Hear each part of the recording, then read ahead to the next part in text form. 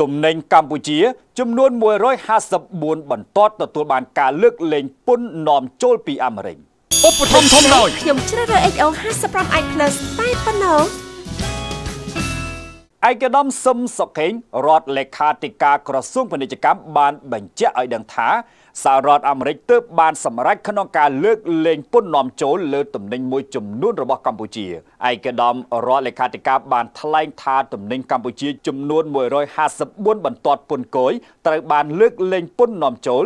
ឬពន្ធសូន្យទៅកាន់ទីផ្សារអាមេរិកបន្ទាប់ពីសហរដ្ឋអាមេរិកបានកែប្រែអត្រាពន្ធគយថ្មីការបញ្ជាក់ឲ្យដឹងរបស់ឯកឧត្តមបែបនេះបានធ្វើឡើងនៅក្នុងសន្និសីទសារព័ត៌មានស្ដីពីអត្រាពន្ធគយថ្មីក្នុងការនាំចូលពីកម្ពុជាទៅសហរដ្ឋអាមេរិកបន្ទាប់ពីការស៊ើបអង្កេតអនុលោមភាពនៃមាត្រា301ច្បាប់ពាណិជ្ជកម្មសហរដ្ឋអាមេរិកនារសៀលថ្ងៃទី27ខែកក្កដាឆ្នាំ2026ឯកឧត្តមរដ្ឋលេខាធិការបានបញ្ជាក់យ៉ាងដូចនេះថាទំនិញរបស់យើងមានរហូតដល់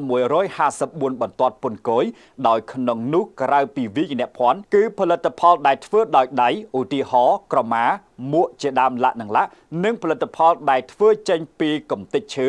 នាំចេញទៅអាមេរិកពន្ធសូន្យក្រៅពីនេះក៏មានរុក្ខជាតិនិងសត្វមួយចំនួនផងដែរដែលស្ថិតក្នុងបន្ទាត់ពន្ធគយនេះដែរបន្ថែមពីនោះទៀតឯកឧត្តមបានបញ្ជាក់ថាទំនិញផ្សេងទៀតក្រុមការងារនឹងនៅតែបន្តជំរុញរកសក្តានុពលដើម្បីអាចនាំចេញទៅកាន់ទីផ្សារសហរដ្ឋអាមេរិកដោយគ្មានពន្ធនាំចូលគឺពន្ធសូន្យផងដែរសូមជម្រាបថាសហរដ្ឋអាមេរិកនៅថ្ងៃប្រហ័សទី23ខែកក្កដាឆ្នាំ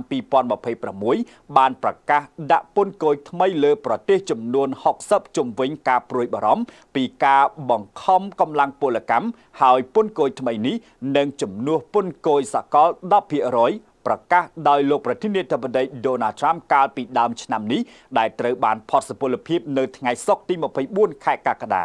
សម្រាប់កម្ពុជាពន្ធគយថ្មីនេះក្នុងអត្រា